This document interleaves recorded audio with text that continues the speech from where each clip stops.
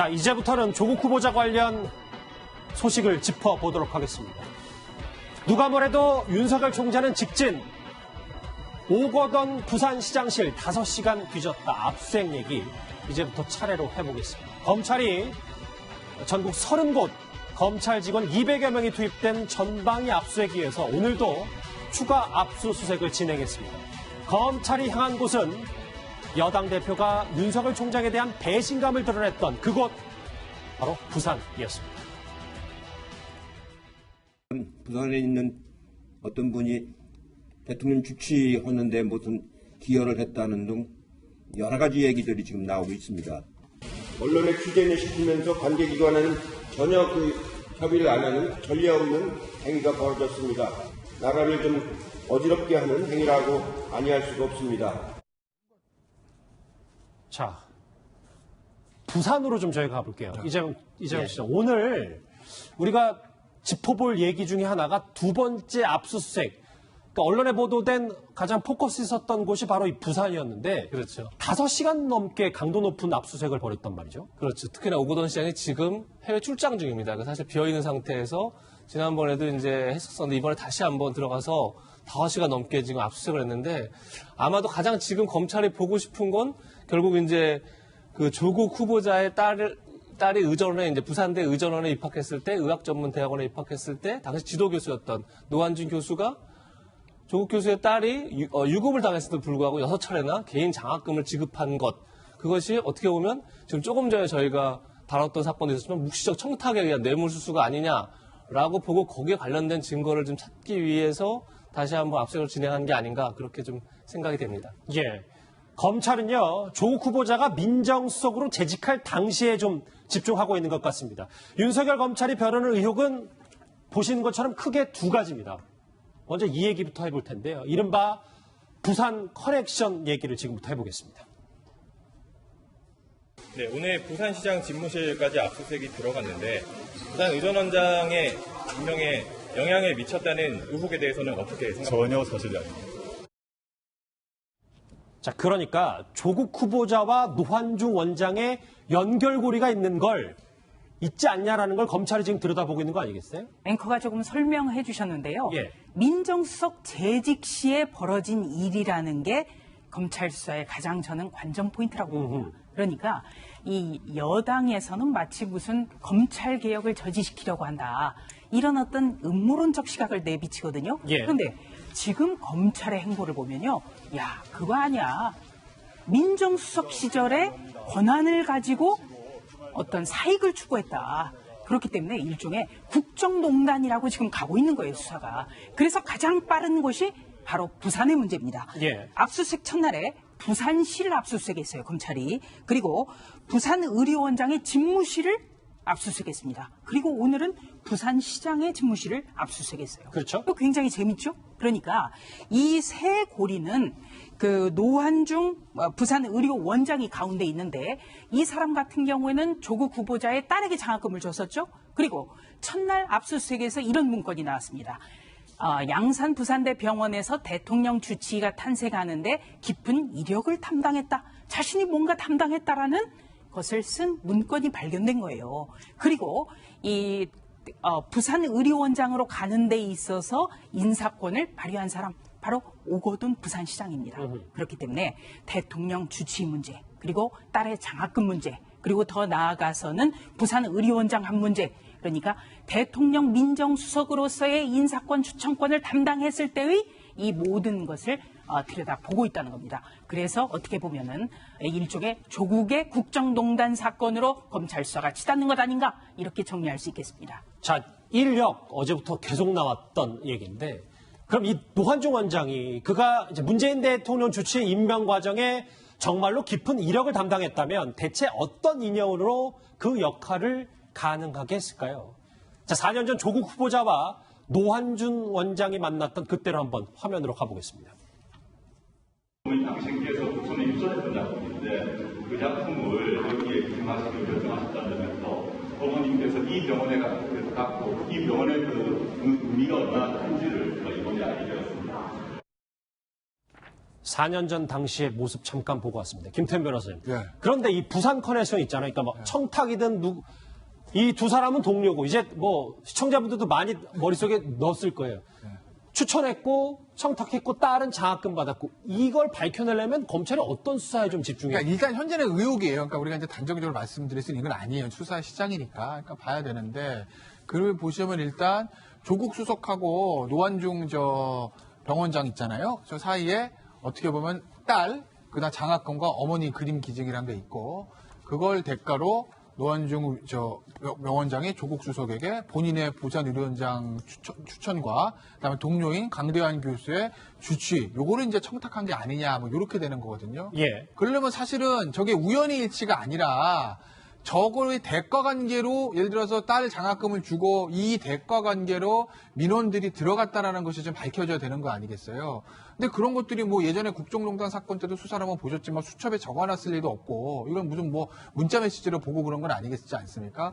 그러니까 두 사람 간의 어떤 대화, 어떤 전화 통화 내역이라든지 혹시 저 노환중 병원장 입장에서 보면 조국 수석이라는 사람이 워낙 청와대에 있고 바쁜 사람이기 때문에 항상 만나서 얘기할 수는 없는 거예요.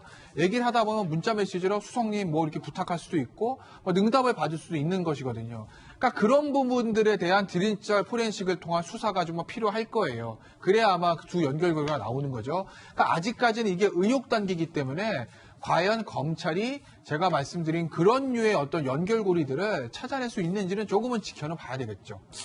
지켜봐야 되는데 조수민 부장 이게 이 부분 있잖아요. 어제부터 계속 집중했던 게 이 강대한 지금 당시에는 양산대 부산대학원고 지금은 이제 대통령 주치의가 돼 있고 네. 이 관계에 대해서는 두 사람 다 전혀 없다. 그러니까 이 본인 노환중 원장도 본인이 그렇게 쓴 건 맞지만 이거에 대해서는 전혀 부정하고 있거든요. 그럼 수사가 살 어렵지 않겠습니까? 네. 그 노환중 당시 병원장의 집무실에서 발견된 문건만 보면 뭔가 역할을 하고 한 것처럼 보이지만 지금 현재로서는 자기가 그냥 썼다. 어떻게 보면 숟가락 하나 얹으려고 했다. 이런 지금 뉘앙스로 가고 있습니다. 예. 그리고 강대환 교수 같은 경우는 전혀 사실 무근이다. 이렇게 하고 있는데요. 우리가 검찰 수사에서 돌이켜보면 어떤 의혹이 제기됐을 때 그거 맞다고 시인하는 사람이 없어요. 그렇기 때문에 이거는 계속 수사를 해볼 수밖에 없는 사안입니다. 그리고 중요한 건 모두가 조국 후보자가 민정수석으로 재임하고 있을 때 벌어졌던 일이라는 것 때문에 예. 의혹이 계속 살아있는 거죠. 그래서 수사하는 겁니다. 예. 첫 번째 이 부산 커넥션 얘기를 해봤습니다. 검찰이 들여다보고 있는 두 번째 의혹은 조국 일가족 펀드라고 불리는 사모펀드입니다. 이 사모펀드는 민정수석 재직 시절 오로지 조국 일가의 가족에 보시는 것처럼 출자금을 바탕으로 만들어졌습니다. 자, 그런데요. 또 하나 짚어볼 내용이 바로 이겁니다.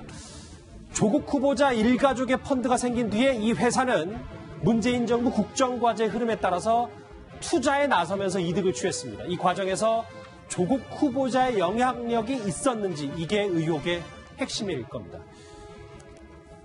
이재명 처장. 예. 지금 보면 예. 이 사모펀드에 문제가 있었다는 식이 언제부터 출발하는지 차분히 봐야 될 것 같아요.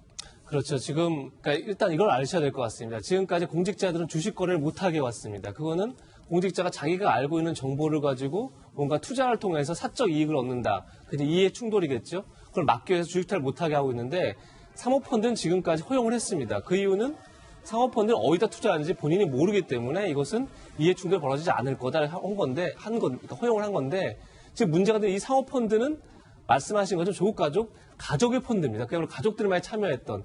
그런데 이 펀드가 투자한 곳을 봤더니 얘기하신 것처럼 문재인 정부의 국정과제에 맞춰서 5G 업체, 그다음에 스마트 시티 업체, 그러니까 대통령이 뭔가 얘기하고 나면 거기에 투자가 이루어지고 이런 것들이 반복됩니다. 그러다 보니까 결국은 조국 민정수석이 개인적으로 알고 있는 정보들을 가지고 투자가 됐다면 이건 굉장히 심각한 범죄가 될 수 있는 거죠. 그러다 보니까 검찰도 지금 어떻게 보면 사모펀드가 가장 초점을 맞춰서 1번 수사가 아닐까 싶고 지금 그런 점에서 사모펀드에 대해서 조국 인사검증팀에서도 나름대로 좀 문제의식을 갖고 있지 않나 이런 생각이 듭니다. 네, 중요한 거는요. 이 사모펀드 역시 조국 민정수석이 재임 중에 일어났던 맞아요. 일이라는 거예요. 그러니까 검찰의 수사는 현재 양갈래입니다. 하나는 사모펀드라는 돈 문제고 또 하나는 부산에서는 무슨 일이 있었을까 문제인데 둘 다 민정수석 재임 때입니다. 사모펀드는 시기적으로 좀 살펴보면요. 민정수석으로 발탁된 직후에 조 후보자 가족이 사모펀드의 신고 재산의 1.3배를 투자 약정하고 전 재산의 5분의 1, 10억 원가량을 투자했습니다. 그렇다면 민정수석으로서의 뭔가 권한을 사용하지 않았을까? 이 부분이라는 거죠. 그러니까 수사가 굉장히 흥미롭습니다. 두 가지 모두 민정수석으로 재임했을 시기. 공소시효가 전혀 완성되지 않은 현재 진행형의 사건이라는 데에 우리는 관심을 가져야 될 것 같습니다. 조동주 기자, 이제부터 본인이 단독 취재한 내용을 좀 짚어주세요. 왜냐하면 이 문제 사모펀드가 가상화폐에 투자했는데 사실 가상화폐 투자하는 건 문제가 되는 건 아니잖아요. 네, 그렇죠. 예. 근데 이게 참 저도 취재를 하다 보니까 좀 특이하게 느꼈던 게 예. 이제 이 그 코링크피라는 그 운용사에서 이제 그 조국 수석이 가족이 투자한 것은 이제 블루코어라는 펀드고요. 예. 요 그 가상화폐 관련주에 투자한 건 이제 레드코어라는 펀드인데 여전히 두 개가 다 코링크피에서 운영하는 겁니다. 예. 근데 이 코링크피가 이제 그 2016년 8월에 이제 그 25억 원을 이제 저 포스트링크라는 회사에 투자를 하는데 저 포스트링크가 2017년 6월에 이제 그 서트온이라는 저 블록체인 그 플랫폼 업체를 40억 원에 인수한단 말이에요. 네. 근데 그 사이에 무슨 일이 있었냐면 2017년 3월에 이제 조 후보자의 처남이 이제 저 코링크피의 지분을 사서 주주로 들어옵니다. 그래서 2017년 3월에 그 조 후보자의 처남이 주주가 되고 2017년 6월에 이제 그 가상통화 관련 업체를 인수를 하고 2017년 7월에 이제 조 후보자 가족들이 이제 그 코링크피의 블루코어 펀드에 이제 뭐 그 10억을 넘는 돈을 이제 넣게 되죠. 예. 근데 이제 저 그 포스트링크가 이제 서트온이라는 저 회사를 인수한 다음에 서트온이 자기들만의 가상통화 거래소를 여는데요. 그게 2017년 9월입니다.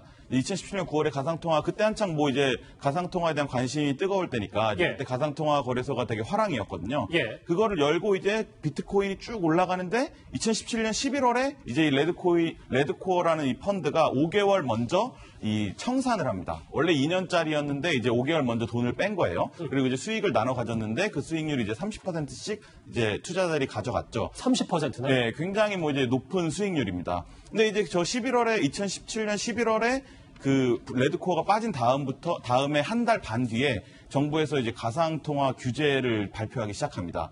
2017년 12월에 한 번, 2018년 1월에 한 번. 그래서 이렇게 두 차례 강력하게 하니까 이제 그 다음부터 쭉 떨어지죠. 예, 조동주 기자. 그 얘기를 잠깐 짚어보기 전에 박상기 법무부 장관 당시 목소리 한번 들어볼게요. 이 조국 일가족이 투자한 사모펀드와는 사실 또 다른 사모펀드에 투자했기 때문에 당시에 가상화폐 붐을 따랐다 설명할 수 있다. 뭐 이렇게도 해석이 가능합니다. 그런데 이건 어떨까요? 관련 목소리 들어보시죠. 가상화폐 거래를 금지하는 법안을 또 해제까지도 목표를 하고 있습니다.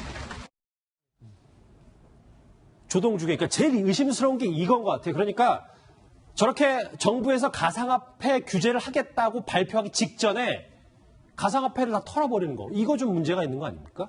그렇죠. 이제 그게 사실 핵심입니다. 그리고 저 펀드는 이제 당시 기한을 5개월이나 앞두고 먼저 청산을 한 건데 그게 참 절묘하게 정부가 가상화폐 관련된 규제를 발표하기 한 달 전 시점이라는 거죠.